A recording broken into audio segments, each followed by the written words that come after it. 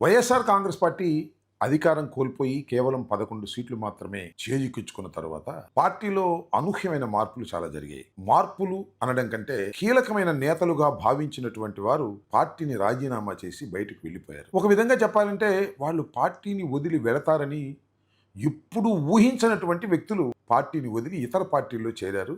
కొందరు పార్టీల్లో చేరకోకుండా కామ్గా ఉన్నారు. దాని మీద ఒక విశ్లేషణని మీ ముందుంచాలనేటువంటి ప్రయత్నం ఉన్నది. దీనిలో ప్రధానంగా విజయసాయిరెడ్డి గారు.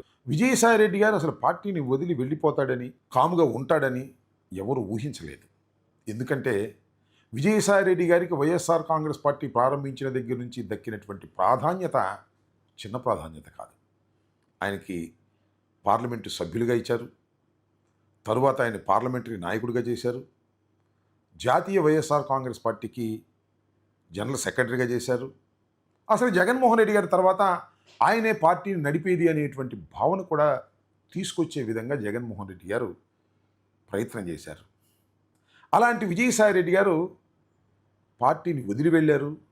పార్టీ ఇచ్చినటువంటి వెళ్ళారు. కోర్స్ ఏ పార్టీలోనూ చేరలేదనుకోండి. ఆయన ఒక మాటలో చెప్పాలంటే ఆయన అసలు రాజకీయ నాయకుడే కాదు.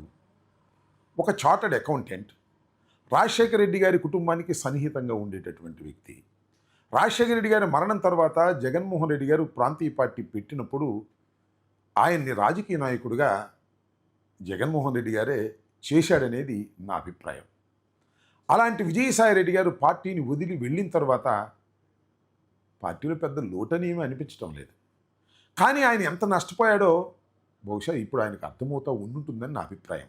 ఆయనకి ఇక్కడున్న ప్రాధాన్యత ఎక్కడికి వెళ్ళినా రాదు అనే విషయాన్ని ఆయన కొద్దిగా ఆలస్యంగా తెలుసుకున్నాడని నా అభిప్రాయం. దానితో పాటు ఆయన కొన్ని కామెంట్స్ చేస్తున్నాడు, అది నాకు కొద్దిగా బాధ కలిగిస్తూ ఉంది. అదేంటంటే జగన్మోహన్ రెడ్డి గారు చుట్టూరా ఉన్నటువంటి వ్యక్తులు సలహాలు సక్రమంగా ఇవ్వడం లేదని, దానివల్లే పార్టీ దెబ్బతింటుందని ఆయన అనడం చూసినప్పుడు నాకు కొద్దిగా హాస్యాస్పదం అనిపిస్తుంది. ఎందుకంటే ఆయన కన్నా ఎక్కువ సలహాలు ఇచ్చినటువంటి నాయకులు జగన్మోహన్ రెడ్డి గారి దగ్గర ఎవరు ఉండరు. సరే, యాతావాత నేను చెప్పదలుచుకున్నది ఏంటంటే విజయసాయిరెడ్డి గారు పార్టీ వదిలి వెళ్ళడం వల్ల పార్టీకి కించిత్ నష్టం జరగకపోగా విజయసాయిరెడ్డి గారి రాజకీయాలకు మాత్రం తెరపడే పరిస్థితి వచ్చిందని నేను అభిప్రాయపడుతూ ఉన్నా. మరొక నేత కాళీకృష్ణ శ్రీనివాస్, ఏలూరు నాని, జూనియర్ పొలిటీషియన్. రాజశేఖర రెడ్డి గారి దగ్గర నుంచి రాజకీయాల్లో చిన్న వయసు నుంచి పెరుగుతూ వచ్చినటువంటి వ్యక్తి.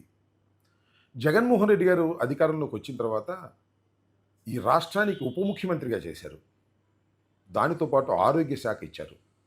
అంతకుముందు ఎమ్మెల్సీ కూడా ఇచ్చారు. చాలా ఎక్కువ గౌరవాన్ని ఇచ్చినటువంటి వ్యక్తి కాళీకృష్ణ శ్రీనివాస్, ఆళ్ళ నాని. ఆశ్చర్యం, ప్రభుత్వం పోంగానే, అధికారం నుంచి దిగిపోగానే పార్టీకి రాజీనామా చేసి చాలా కాలం తర్వాత తెలుగుదేశంలో చేరాడు. ఎందుకంటే తెలుగుదేశంలో చేర్చుకోవడానికి లోకల్ నాయకత్వం అంగీకరించలేదు, వ్యతిరేకించింది. అయినా ఆ పార్టీలో చేరాడు.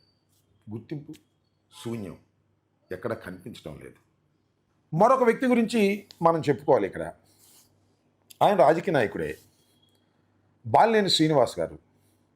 ప్రకాశం జిల్లాలో అంతా తానై నడిపినటువంటి వ్యక్తి. కాంగ్రెస్ పార్టీలో కూడా మంత్రి చేశారు.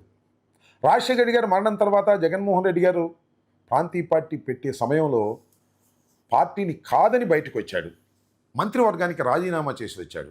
ఒక విధంగా త్యాగమే చేసి వచ్చాడని చెప్పాలి. అలాంటి బాలినేని శ్రీనివాస్ గారు వైఎస్ఆర్ కాంగ్రెస్ పార్టీ నుంచి బయటకు వెళ్ళిపోతాడని ఎవ్వరూ ఊహించి ఉండరు.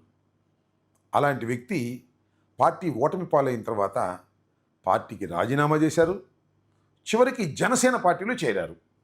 ఏంటి ఆయన పరిస్థితి? వాళ్ళ ప్రకాశం జిల్లాలో ఆయన పరిస్థితి ఏంటి? రాజకీయాల్లో ఆయన పరిస్థితి ఏంటి? ఒకసారి మనం ఆలోచిస్తే అది కూడా శూన్యమని అనిపిస్తుంది. ఎక్కడా ప్రాముఖ్యత కనిపించినటువంటి దశకు వెళ్ళారు. ఇక్కడ అధికారాన్ని చలాయించినటువంటి వ్యక్తులు రాజీనామా చేసి మరొక పార్టీలోకి చేరినప్పుడు వారికి అంత ప్రాధాన్యత లేకపోవటం అనేది చూస్తే నిజంగా ఎంత తప్పు చేసి ఉంటారు అనేది బహుశా వారు కూడా పశ్చాత్తాపడుతున్నారేమోనని నా అభిప్రాయం. అలాంటి బాలినేని శ్రీనివాస్ గారు కూడా రాజకీయంగా తెరమరుగయ్యే పరిస్థితి వస్తుందేమోననేటువంటి సందేహాలు కలుగుతూ ఉన్నాయి. మరొక వ్యక్తి కిలార్ రోసయ్య గారు. సరే, కిలార్ రోసయ్య గారు యాక్చువల్గా పీఆర్పీలో కూడా అంతకుముందు పోటీ చేశారు. వాళ్ళ నాన్నగారు తెలుగుదేశంలో కూడా పోటీ చేసి ఎమ్మెల్యే కావాలని అనుకున్నారు. ఎప్పటి నుంచో ఎమ్మెల్యే కావాలనేది వారి కుటుంబ కోరిక. జగన్మోహన్ రెడ్డి గారు దయ వల్ల పొన్నూరు నియోజకవర్గం నుంచి శాసనసభ్యుడిగా ఎన్నిక కాబడ్డాడు. ముఖ్యంగా ఆయన ఉమారెడ్డి వెంకటేశ్వర్లు గారికి స్వయాన అల్లుడు. ఎట్టకేలకు పొన్నూరులో శాసనసభ్యుడిగా అయ్యాడు. 5 సంవత్సరాలు ఉన్నాడు. అధికారం పోగానే జనసేనలోకి వెళ్ళి జనసేనలో చేరిపోయాడు. మరి ఆయన భవిష్యత్తు ఎలా ఉంటుందో చూడాలి. చాలా ఇంపార్టెంట్ వ్యక్తి మోపిదేవి వెంకటరమణరావు గారు. జగన్మోహన్ రెడ్డి గారితో పాటు జైల్లో కొంతకాలం ఉన్నారు. అందువలనేమో ఆయన మీద అత్యంత ప్రేమ. ఆయన ఓటమి పాలయ్యాడు రేపటి నుంచి. అయినా కూడా జగన్మోహన్ రెడ్డి గారు ఓడిపోయినా ఆయన క్యాబినెట్లోకి తీసుకున్నారు. క్యాబినెట్లోకి తీసుకోవటమే కాదు, ప్రాధాన్యత కూడా ఇచ్చారు. ఆ తర్వాత ఒకానొక సందర్భంలో కౌన్సిల్ని రద్దు చేయాలనుకున్నప్పుడు ఆయన కౌన్సిల్కు రాజీనామా చేస్తే, మంత్రివర్గం నుంచి తప్పుకుంటే ఆయన్ని రాజ్యసభ సభ్యుని చేసి ఢిల్లీ పంపించారు. ఒక విధంగా అనూహ్యమైనటువంటి ప్రాధాన్యతని మోపిదేవి వెంకటరమణారావు గారికి ఇచ్చారు. అలాంటి మోపిదేవి వెంకటరమణారావు గారు ఆశ్చర్యం ఏంటంటే, పార్టీ ఓటమి పాలైన తర్వాత ఆయనకి ఇచ్చినటువంటి రాజ్యసభ సభ్యత్వానికి రాజీనామా చేసి పార్టీని వదిలి తెలుగుదేశంలో చేరారు. అక్కడ ఏ విధమైన ప్రాధాన్యత ఉందో నేను మీకు ప్రత్యేకంగా చెప్పవలసిన అవసరం లేదు. బహుశా ఇప్పుడు మోపిదేవి వెంకటరమణారావు గారు కూడా ఎందుకు తప్పు చేశానని బాధపడతా ఉండుంటాడనేది నా అభిప్రాయం. అంతేకాదు, మరొక వ్యక్తి గురించి చెప్పుకోవాలి. ఆయన సామినేని ఉదయభాను. రాజశేఖర రెడ్డి గారికి అత్యంత సన్నిహితుడిగా ఉన్నటువంటి వ్యక్తి. సౌమ్యుడు, మంచివాడని కూడా పేరు. జగన్మోహన్ రెడ్డి గారు ప్రాంతీయ పార్టీ పెట్టినప్పుడు ముందు వచ్చినటువంటి వ్యక్తుల్లో సామినేని ఉదయభాను కూడా. కృష్ణా జిల్లాకి అధ్యక్షుడిగా కూడా పనిచేశాడు. శాసనసభ్యుడయ్యాడు. శాసనసభ్యుడైన తర్వాత ఆయనకి శాసనసభలో విప్ కూడా ఇచ్చారు, ప్రాధాన్యత ఇచ్చారు. బహుశా ఆయన ఈ ప్రాధాన్యత చాలా లేదనుకుని ఉండొచ్చు, లేదా మంత్రి కాలేకపోయానని అనుకుని ఉండవచ్చు.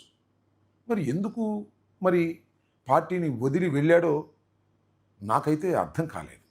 ఇక్కడ ప్రాముఖ్యత లేదని వెళ్ళాడా, లేక వైఎస్ఆర్ కాంగ్రెస్ పార్టీ పని అయిపోయిందనుకుని వెళ్ళాడో నాకు తెలియదు. తప్పు చేశాడు. ఈ పార్టీని వదిలి వెళ్ళి జనసేన పార్టీలో చేరాడు. జనసేనలో పార్టీ అధ్యక్షుడిగా కృష్ణా జిల్లాకి ఇచ్చిన పెద్ద ప్రాధాన్యత కలిగినటువంటి స్థానంలో జనసేనలో ఉన్నాడని నేను అనుకోవటం లేదు. ఆయన కూడా మనసు చింతిస్తూనే ఉంటుందని నా అభిప్రాయం. ఇంకపోతే భీమవరం శ్రీనివాస్, పవన్ కళ్యాణ్ గారి మీద దెబ్బగొట్టి గెలిచినటువంటి వ్యక్తి. రాజకీయాలకు కొత్తగా వచ్చాడు, వ్యాపారస్తుడు.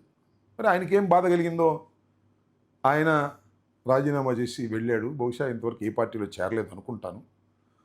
ఆయన కూడా కాంగ్రెస్ పార్టీ నుంచి వచ్చినటువంటి వారసత్వంతోనే వచ్చినటువంటి వ్యక్తి. మరి ఆయన భవిష్యత్తు ఎలా ఉంటుందో వేచి చూడాలి. ఇకపోతే అవంతి శ్రీనివాస్ గారు మంత్రిగా చేశారు వైఎస్ఆర్ కాంగ్రెస్ పార్టీలో. అయితే ఆయన అంతకుముందు పీఆర్పీలో కూడా ఉన్నారు.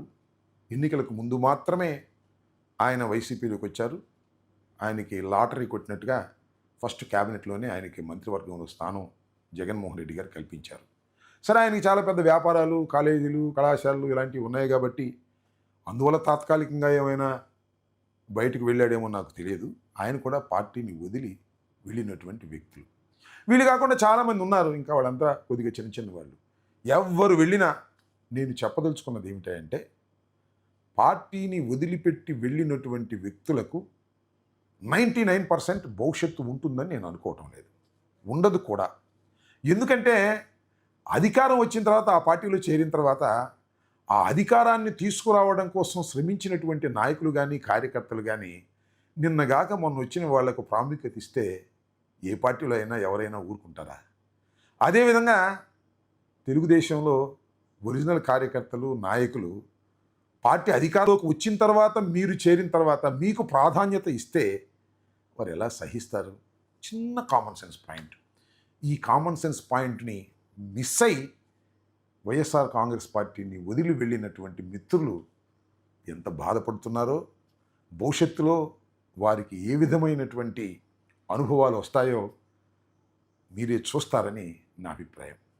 ఈ సందర్భంగా సుమతి శతకంలో ఒక పద్యం గుర్తొస్తుంది. అదేంటంటే, ఎప్పుడు సంపద కలిగిన నప్పుడు బంధువులొత్తురు అది ఎట్లా నన్ను దెప్పలుగా చెరువు నిండిన కప్పలు 10,000 చేరు గదరా సుమతి అనేటువంటి పద్యం బహుశా సుమతి శతకంలో అందుకే ఉందనుకుంటాను. ఎప్పుడు సంపద కలిగితే అప్పుడు బంధువులందరూ వస్తారు, సంపద పోగానే బంధువులు వెళ్ళిపోతారు. ఎప్పుడు చెరువులో నీరు బాగా చేరిందో కప్పలు బెకబెకమని వస్తాయి, మళ్ళీ ఎండిపోగానే వెళ్ళిపోతాయి. అలాగే అధికారం ఉన్నప్పుడు చాలామంది వస్తారు, అధికారం పోయిందో చాలామంది పోతారు. ఆ కోవలోకి నెట్టబడినవారు, ఎందుకంటే వైఎస్ఆర్ కాంగ్రెస్ పార్టీకి ఆది నుంచి ఉన్నటువంటి వ్యక్తులు చాలా తప్పు చేసుకున్నారనేది నా అభిప్రాయం. ఇంగ్లీష్లో ఒక చిన్న సామెత ఉంది, rolling stone never gathers mass అని. అటు ఇటు మారే వాళ్ళకి పెద్ద ప్రయోజనం ఉండదని దాని అర్థం. చివరికి ఆ కోవకు మాత్రమే వీరందరూ నెట్టబడ్డారు అనేది నా అభిప్రాయం. పునరాలోచించుకున్నా ప్రయోజనం ఉంటుందో లేదో తెలియని ఒక కన్ఫ్యూజన్ స్టేజ్లో వారు ఉన్నారనేది నేను అభిప్రాయపడుతున్నాను.